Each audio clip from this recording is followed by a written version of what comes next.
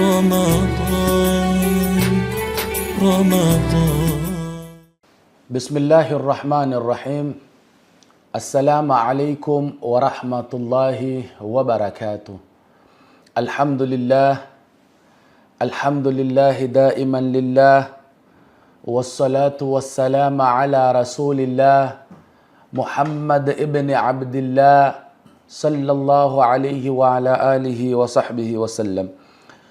لا إله إلا الله العظيم الحليم، لا إله إلا الله رب العرش العظيم، لا إله إلا الله رب السماوات ورب الأرض ورب العرش الكريم. لك الحمد ملء السماوات وملء الأرض وملء ما شئت من شيء بعد. اللهم صل وسلم على سيدنا محمد وعلى آل سيدنا محمد عدد كل ما ذكره الذاكرون وغفل عن ذكره الغافلون. أما بعد ya kuzipeleka shukrani kwa Mola Subhanahu wa Ta'ala, Mola ambaye kwamba ndiye anastahiki kila jinsi ya shukrani. Moja kwa moja, ndugu zangu watukufu wa Islam, leo twaishi katika ulimwengu huu katika tabaka tofauti tofauti, katika mataifa tofauti tofauti, makabila tofauti tofauti. Yani twaishi hali ya kuwa kila mmoja anao hali yake, ima ya kibinadamu, maumbile, kicheo, kinafasi, kama namna ambavyo kwamba hatulingani sote kidaraja, kicheo, kistatus. Kila mmoja anayo hali yake ambayo kwamba Mwenyezi Mungu Subhanahu wa Ta'ala amemwafikia. Lakini mbali na yote haya, ni sharti iwe tutaishi, ama ni sharti iwe maisha yataendelea. Ni sharti iwe na tofauti zetu, tujue kwamba ni lazima tuamiliane katika biashara, ni lazima tuamiliane katika masala ya dini tabaan, ni lazima tuamiliane katika masala ya kidharura, kama anapofiliwa mmoja katika sisi ama anapoondoka kwenda kukutana na Mola wake mmoja katika sisi, ni sharti tukutane, ni sharti tuwe kwa pamoja ili kumtendea zile haki ambazo kwamba Mwenyezi Mungu Subhanahu wa Ta'ala ameziamrisha. Kwa ajili hii, ndugu zangu watukufu wa Islam, tabaka hizi zimetupelekea sisi kwamba wale ambao kwamba wako katika hali iliyokuwa ya chini zaidi, ama wale walioko katika hali ya kiduni zaidi, ima kwa uchumi, kwa fedha, kwa tabaka, kwa hali, kwa mali, ikawa ni wenye kuwanyenyekea wale ambao kwamba Mola Subhanahu wa Ta'ala amewaangatisha daraja, ama wako katika status ya juu kisenti, kama namna tulivyopiga mfano wa kwanza. Suala litakaloulizwa katika sehemu kama hii, ni nani wa kuendewa mbio? Je, wenye nacho ndo wenye kuendewa mbio? Wenye senti ndo wenye kuendewa mbio? Kwa lugha hii najaribu kumaanisha nini? Msome Mwenyezi Mungu Subhanahu wa Ta'ala na tutaileta katika mfumo wa jawabu. Yani suala ni nani mwenye kunyenyekewa? Ni fukara amnyenyekee tajiri, ama ni maskini amnyenyekee tajiri mwenye nacho? Kama namna tunavyoona leo atapita tajiri hapa, pengine hata kukaa itatushinda kukaa, tutasimama. Si kwamba labda tumpenda sana, si kwamba labda tumheshimu sana, lakini ni kwa sababu anao nguvu ya cheo, anao nguvu ya mali, anao kila sampuli ya nguvu ambayo kwamba imemfanya afikie ile sehemu ambayo kwamba amefikia, ikawa walioko chini yake ni wenye kumnyenyekea na kumtukuza kwa yale ambayo kwamba ako nayo. Je, ndo uslubi alotuwekea Mtume sallallahu alayhi wa alihi wasallam? ndo cheo ama ndo njia alotuwekea Mola subhanahu wa ta'ala, tutakwenda kuyazengea na kuyaeleza ni nani wa kuendewa mbio, ni nani wa kumridhisha. Bila shaka hakuna zaidi ya Mola subhanahu wa ta'ala. Katika Qur'ani Mwenyezi Mungu subhanahu wa ta'ala asema ya ayyatuha nafsul mutmainna, akinadia ile nafsi ambayo kwamba imemakinika, iko na utulivu, irji'i ila rabbiki radhiyatan mardhiya, akiambia Mola nafsi kama ile iregee kwa Mwenyezi Mungu subhanahu wa ta'ala, si iregee peke yake, radhiyatan mardhiya, hali ya kuwa Mwenyezi Mungu yuko radhi na nafsi kama ile, radhiyatan mardhiya, hali ya kuwa ni yenye kuelewa radhi nafsi kama ile. Ni natija gani anayoipata mtu baada ya kuwa ameelewa radhi na Mwenyezi Mungu subhanahu wa ta'ala? Tupata funzo na somo kwamba huwezi kuingia katika pepo ya Mwenyezi Mungu subhanahu wa ta'ala mpaka Mwenyezi Mungu awe radhi na wewe.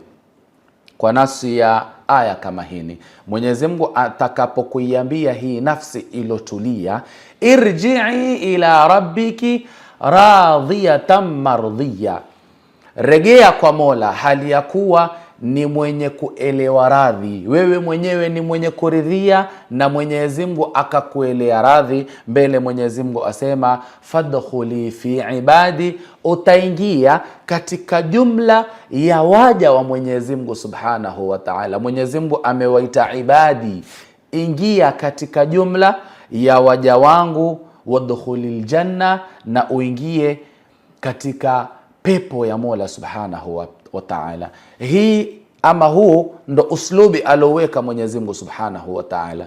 Ukichagua kutafuta radhi za Mola, ukichagua kujipendekeza kwa Mwenyezi Mungu subhanahu wa ta'ala, kuendea mbio Mwenyezi Mungu awe radhi na wewe, natija yake ni kwamba Mola atakuwa radhi na wewe.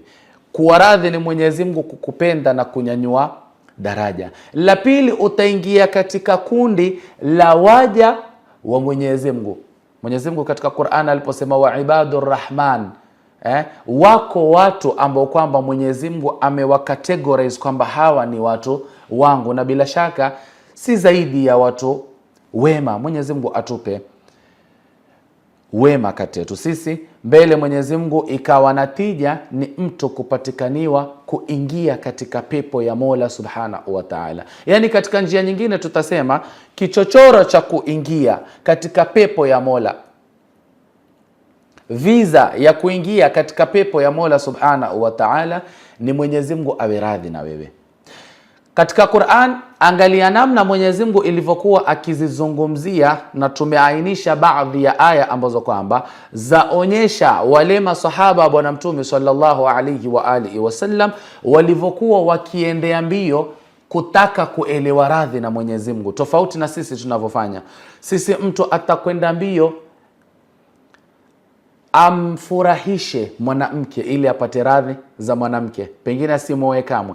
Aende mbio amfanyie wema yu mwanadamu mwenzake, pengine ni tajiri, ili apate radhi za tajiri kama yule, azikose radhi za Mwenyezi Mungu subhanahu wa ta'ala. Katika Qur'ani Mola subhanahu wa ta'ala asema laqad radhiyallahu anil mu'minina, amewaelea radhi Mwenyezi Mungu subhanahu wa ta'ala kina nani?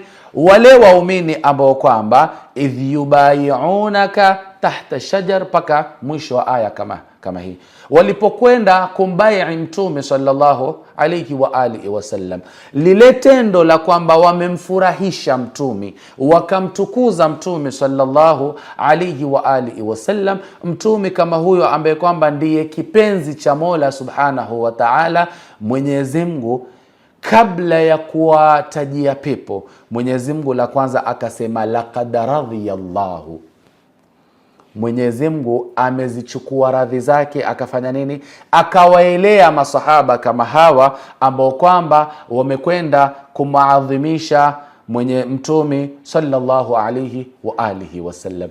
Hii ndo natija ya yule ambaye kwamba atakwenda mbio kumridhisha Mwenyezi Mungu subhanahu wa ta'ala. Kinyume chake ni pale ambapo kwamba twaenda mbio sisi kuwaridhisha waja ambao kwamba hawatutusaidia chochote sisi mbele ya Mwenyezi Mungu subhanahu wa ta'ala. Faman talaba ridha nas, yule ambaye kwamba atakwenda mbio kutafuta radhi za watu, yani lengo kubwa ni kwamba yeye yafanya kwa ajili ya watu. Ikiwa atafanya amali ya kutoa sadaka, basi lengo lake kubwa ni watu wamuone kwamba mtu fulani ni mtoaji sana. Ikiwa ni kuswali, basi mtu ataswali ili kuonyesha watu kwamba fulani ni mswalihina sana, ama ni mwenye kuswali mno. Yote haya Mtume sallallahu alayhi wa alihi wasallam asema, inapokuwa walifanya wewe jambo kwa makusudio ya kumridhisha asiyekuwa Mola subhanahu wa ta'ala, Mwenyezi Mungu, Mtume sallallahu alayhi wa alihi wasallam asema, atakuja mmoja wenu siku ya Kiyama hali ya kuwa daftari lake limejaa thawabu, daftari lake limejaa mambo ambayo kwamba ni yenye kusulihi, mambo mema. Lakini akifika mbele ya Mola subhanahu wa ta'ala, Mwenyezi Mungu atamwambia, nenda ukapewe thawabu, nenda ukalipwe na wale ambao kwamba ilikuwa ukienda mbio kuwaridhisha wao. Tumeisoma, tumeisikia sana ndugu zangu watukufu wa Islam, masaili ya Kiyama.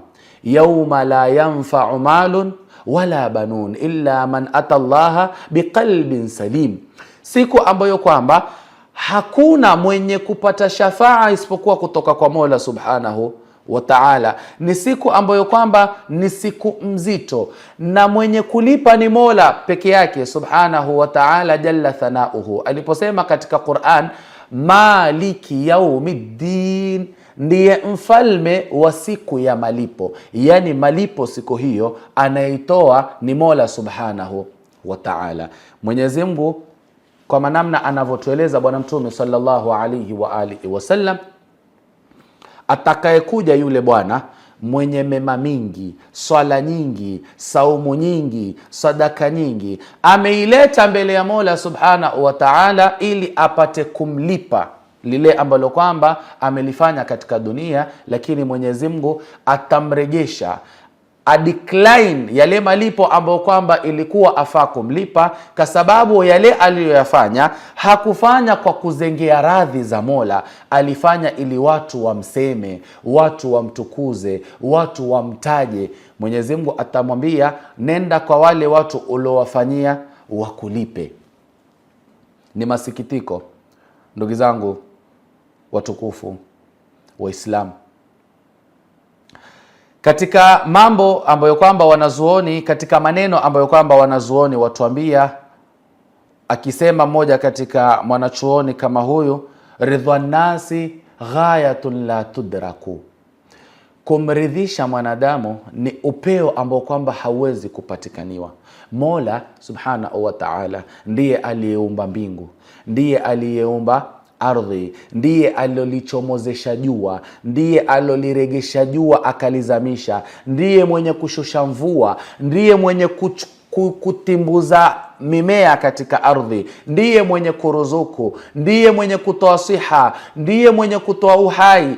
Yote katika mambo aliyoyafanya Mwenyezi Mungu subhanahu wa ta'ala, lakini mwisho wa siku watu wakamtukana Mola subhanahu wa ta'ala. Watu hawa ambao kwamba Mwenyezi Mungu amewafanyia kila sampuli ya wema, mwisho wakamwambia Mwenyezi Mungu subhanahu wa ta'ala, wakamjalia kwamba Mwenyezi Mungu ni mwenye mtoto, wakamjalia kwamba Mwenyezi Mungu ni mwenye mke. Msome Sayyidina Musa, ni yule ambaye kwamba aliwatoa watu wake kutoka kwa vitimbi vya Firaun, baada ya kuwanusuru katika mambo mingi aliowanusuru nao Nabii Musa.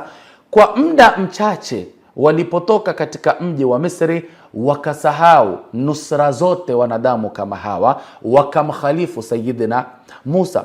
Huyu ni mwanadamu ndo moja katika kile kisa ambacho kwamba baba na mwanawe wametoka katika safari, ikawa mmoja yule baba alipokuwa akitoka ikawa wote watembea pambizoni mwa kile kipando. Baadhi riwaya imesema ni punda, wengine amesema ni farasi. Ilipokuwa watembea na yule punda, wote wako pambizoni mwa yule punda. Walipopita sehemu moja, na yule baba alimwambia, tizama namna watu watakavyosema. Akataka kumpa kipimo yule mwanadamu kwa namna ambavyo yule mtoto wake, kwa namna ambavyo kwamba wanadamu hawawezi kuridhishwa na yeyote yule. Alipotoka wakitembea pambizoni, wale mabwana wakatokwa na maneno wakisema, angalia ni aibu iliyoje, wana kipando lakini bado wafanya nini? Watembea. Ni ujinga ulioje, ni kukosa kwa hekma kulioje kwa wao kupata nafasi ya kipando ikawa bado wafanya nini? Watembea. Walipokwenda mbele wakaamua kupanda katika kipando kama kile. Mtoto akapanda na baba akapanda. Walipofika mji wa pili, wapatana na mabwana akisema, ni dhulma iliyoje. Wakampandia, angalieni namna wanavomchokesha yule punda, hawana imani. Basi ikawa wasema. Walipofika katika mji wa tatu wakabadilisha, yule baba akamuacha mtoto akapanda, yeye akatembea. Ilipokuwa akitembea, watu tena wakatoka na maneno wakisema kwamba mtoto kama yule hana adabu, astahiki kumheshimu babake, amwache baba apande katika kipando kama kile, yeye atembea. Lakini angalia watoto wa siku hizi namna ambavyo kwamba hawana adabu. Walipofika mbele waka exchange, baba akapanda, mtoto akatembea. Wakasema, kwa nini baba huna huruma na mtoto wako? Huyu ni mdogo, ni dhaifu, yeye ndo astahiki apande na yeye yule baba atembee. Kwa hivyo hapa tutapata picha kila namna ambavyo kwamba walijaribu kuisawirisha ile picha, wakafanya wajaribu kuwaridhisha watu, ilishindikana. Ndo mwanachuoni kama huyu akatuambia, ridha nasi ghayatun la tudraku. Nabii Musa amwambia Mwenyezi Mungu Subhanahu wa Ta'ala, nijalie mimi iwe nitapendwa na watu wote, yani iwe nitapenda na kila mtu, si wazee, si wanawake, si watoto, si mabarobaro, si madhaifu, yani kila sampuli ya watu nijalie wawe watanipenda mimi. Mola akamjibu, ikiwa mimi Mola hawakunipenda, Mola ambaye kwamba ni rahimun arhamur rahimin, Mola ambaye kwamba ni jamilu, na alivyotuambia Mtume, inna Allaha jamilun yuhibbul jamala, hawakumpenda na uzuri aliokuwa nao Mola subhanahu wa ta'ala. Ghafurur rahim, Mola ambaye kwamba ni mwingi wa kusamehe, bado hawakumpenda kwa kusamehe alokuwa nao Mwenyezi Mungu Subhanahu wa Ta'ala. Raufun, upole, uhalimu alokuwa nao Mwenyezi Mungu Subhanahu wa Ta'ala. Latifun khabir, zitaje sifa zote mzuri alokuwa nazo Mwenyezi Mungu Subhanahu wa Ta'ala, lakini hivyo hivyo hawakumpenda. Wako watu ambao kwamba hawana mahaba na Mola, katika maneno humuita Mwenyezi Mungu ni dhalim, ikawa hawana mahaba na Mwenyezi Mungu Subhanahu wa Ta'ala katika yote mazuri alowafanyia Mola Jalla Jalaluhu. Mwenyezi Mungu ikawa amwambia Nabii Musa, wataweza vipi kukupenda wewe kama mimi Mola hawakunipenda? Kwa hivyo ikiwa hii ndo hali ya mwanadamu, na tuafikiana kwamba mwanadamu, na wewe toa mfano, ni mangapi ulioyafanya mazuri, lakini katika hayo mazuri uliowafanya wakaja watu kukupiga vita, wakaja watu kutaka kukukhalifu katika hilo zuri ulilotaka kulifanya. Tafsiri yake ni kwamba mwanadamu katu haridhiki. Je, bado utadumu kutaka kumridhisha mwanadamu? Kama bado waenda mbio kufanya mambo ya kumridhisha mwanadamu, basi ni high chance uiache nafasi kama hini, uruke kwa Mwenyezi Mungu Subhanahu wa Ta'ala, ushughulike kumridhisha Mola ambaye kwamba baada ya kumridhisha kunayo natija ya kwamba, la kwanza, baada ya kumridhisha Mola Subhanahu wa Ta'ala, na yeye atakuelea radhi, na yeye atakupenda, na kuna mingi mazuri ambayo kwamba utayapata kutoka kwa Mola, ikiwemo pepo yake Jalla Thanauhu. Soma katika Qur'an, katika suratul Bayyina, Mwenyezi Mungu Subhanahu wa Ta'ala akiwanadia wale watu ambao kwamba ni wema, innal ladhina amanu, hakika ya wale ambao kwamba amanu, wameamini, baada ya kuamini, waamilu salihat, na wakafanya mambo ambayo kwamba ni yenye kusulihi, mambo mema, ulaika, hao ambao kwamba ni wenye kuamini wakafanya na mambo ya kusulihi, hum khairul bariya, ndo watu ambao kwamba ni wema. Haikutosha, Mwenyezi Mungu ikawa awapa sasa malipo yao, jazaohum, Mola ambaye kwamba ndiye mbora wa kulipa, jazaohum, malipo yao, inda rabbihim, mbele ya Mola wao, jannatu adnin, ni pepo ama bustani lile ambalo kwamba tajiri, hupita, min tahtiha al-anharu, chini yake mito, ikikusudiwa pepo.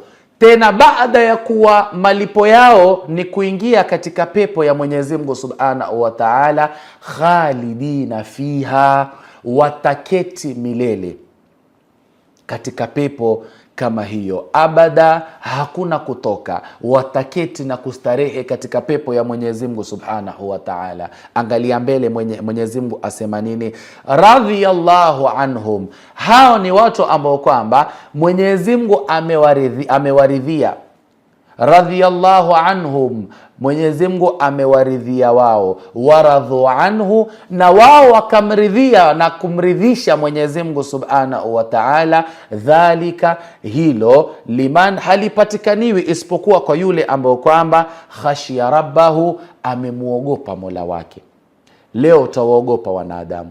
Imekuwa mtu atakuja kuswali sababu namuogopa mtu fulani, atatoa sadaka kwa sababu namuogopa mtu fulani, lakini uoga huu lau tutaubadilisha tuupeleke kwa Mola Subhanahu wa Ta'ala, tukawa twafanya ama hatufanyi ovu kwa kuwa na hofu na Mwenyezi Mungu Subhanahu wa Ta'ala, twafanya kheri kwa sababu ya hofu ya Mola Subhanahu wa Ta'ala, basi Mwenyezi Mungu Subhanahu wa Ta'ala atakuwa radhi na sisi. Na Mwenyezi Mungu anapokuwa radhi na wewe, hiyo ni pepo moja kwa moja. Mwenyezi Mungu atubalighishie pepo. Katika suratul Fath, Mwenyezi Mungu ilipokuwa akimzungumza Mtume Muhammad pamoja na wale walokuwa na yeye Mtume Muhammad sallallahu alayhi wa alihi wasallam, iangalie hii aya, Mola akisema tarahum ruk'an sujada yabtaghuna fadlan min Allahi wa ridwana. Na hii ndo tofauti kati yetu sisi na masahaba ya bwana Mtume. Mola asema tarahum, utawaona masahaba. Kina nani masahaba? Wale alowanadi Muhammadur Rasulullah walladhina ma'ahu, na walokuwa pamoja na bwana Mtume ambao kwamba masahaba bwana Mtume sallallahu alayhi wa alihi wasallam. Mbele Qur'ani yasema tarahum, utawaona wao, ruk'an, ni wenye kufanya nini? Kurukuu, na imekuja kwa ramzi ya ibada. Ruk'an ni wenye kurukuu, sujadan hali ya kuwa ni wenye kusujudu. Ni kwa nini warukuu? Ni kwa nini wasujudu? Ama ni kwa nini watekeleza ibada? Yabtaghuna, wanazengea, wanatafuta, fadlan, la kwanza watafuta ubora kutoka kwa nani? Min Allah. Achia watu, utaona mtu huswali. Ndo yule mmoja, mke na mume, ilipokuwa yule mume amemwambia mke, kila ukiswali kuna amount fulani ya pesa nitakayokupa, kila ukiswali na amount yako ya pesa nitakayokupa. Yule mwanamke akalikubali hilo, ikawa huswali. Baada ya mwisho wa ule muda uliowafikiana, yule mke akamwambia mume, sasa nipe kile kima tulicho ahadiana. Yule mume alipokataa kumlipa na kumwambia, kwani wewe wanswalia mimi, anayelipa ni Mola, yule mke akamwambia, nilijua utaniruka, na mimi ikawa na swali bila udhu. Kwa hivyo ikawa swala zote zimebatilika. Leo tutafanya ibada, tutafanya mambo ambayo kwamba naam, tabaan ni mambo yenye kusulihi mbele ya Mola Subhanahu wa Ta'ala, lakini tatizo ni kwamba hatumfanyii Mwenyezi Mungu, wala hatufanyi kwa ajili ya radhi za Mola. Twafanya ili tupate kutukuzwa majina yetu, ili ukipita katika mji uitwe kwamba yule ni mtu wa kusaidia watu, yule ni mtu wa, ili tupate yale matukufu ya duniani kutoka kwa ndimi za watu. Lakini angalia masahaba wa Mola, yabtaghuna fadlan min Allah, la kwanza watafuta ubora na utukufu kutoka kwa Mwenyezi Mungu Subhanahu wa Ta'ala, waridhwana, na radhi kuelewa radhi na Mola subhanahu wa ta'ala. Hili ndilo wanalo litafuta. Katika Qur'an, katika suratul Maryam, Mwenyezi Mungu subhanahu wa ta'ala akizungumza kisa cha Nabii Allah Yahya, alipokuwa amuomba Nabii Allah Zakaria kumuomba Mwenyezi Mungu subhanahu wa ta'ala amjalie kijana ambao kwamba atakuwa ni mzuri, atakuwa ni salih, atakuwa ni mu'min, mbele akamuomba na Mola subhanahu wa ta'ala, waj'alhu rabbi radhiya, akimuomba Mola, ewe Mola jaalia hichi ambacho kwamba kitazalikana basi iwe utakuwa radhi na yeye, kwa sababu ajua faida ya mtu kuelewa radhi na Mola subhanahu wa ta'ala. Ukisoma katika tafsir ya al-Imam al-Qurtubi azungumza kwamba radhi inayozungumziwa hapa an yakuna radhiyan biqada'illah, iwe ataelewa radhi, yani Mwenyezi Mungu atakuwa radhi na yeye kwa yale ambayo kwamba atayafanya, bi akhlaqihi wa a'malihi, iwe atafanya mambo kwa ajili ya kumfanyia Mwenyezi Mungu, ndo Mwenyezi Mungu subhanahu wa ta'ala awe radhi na yeye, iwe atafanya vitendo saliha mahbuban maqbulan inda Allah ta'ala, iwe atakubalika mbele ya Mola, iwe atapendwa mbele ya Mola subhanahu wa ta'ala. Na ndo maana Mtume sallallahu alayhi wa alihi wasallam mingi katika dua zake sallallahu alayhi wa alihi wasallam alikimwambia Mtume, alikimuomba Mola subhanahu wa ta'ala akimwambia, Allahumma inni, ewe Mola nijalie mimi, as'aluka, na kuomba ewe Mola subhanahu wa ta'ala, aridha ba'da alqadha, akimwomba Mwenyezi Mungu radhi, ewe Mola kuwa radhi na mimi, kuwa radhi na mimi. Twajua natija ya Mwenyezi Mungu kuwa radhi na wewe, Mwenyezi Mungu akiwa radhi na wewe, na ndo ukienda mbio Mwenyezi Mungu akiwa radhi na wewe, watu wote watakuwa radhi na wewe, kwa sababu Mwenyezi Mungu subhanahu wa ta'ala hawezi kuwa radhi na wewe mpaka itakuwa amekupenda. Akikupenda hujalia watu wote katika ulimwengu kama huu ikawa wakupenda. Kwa hivyo la kwanza, ndugu zangu wapenzi wasikilizaji, watazamaji, twende mbio kwanza tumridhishe Mola. Tukishakumridhisha Mola, Mola na yeye atakuwa radhi na sisi, atatupenda, ataamrisha na kuisambaza radhi ile ili tupendwe na watu. Wataka kupendwa, mpende Mola subhanahu wa ta'ala. Tafuta radhi, zengea radhi kutoka kwa Mwenyezi Mungu subhanahu wa ta'ala, na yeye Mwenyezi Mungu atakulipa kwa kuwa radhi na wewe, na atajalia watu wote watakuwa radhi na wewe. Tumombe Mwenyezi Mungu aturidhie katika mambo ambayo kwamba tuyafanya, atuingize katika jumla ya watu wake, na atutie katika pepo yake. Amin. Innahu waliyu dhalika wal qadir alayhi. Wassalamu alaykum wa rahmatullahi wa barakatuh.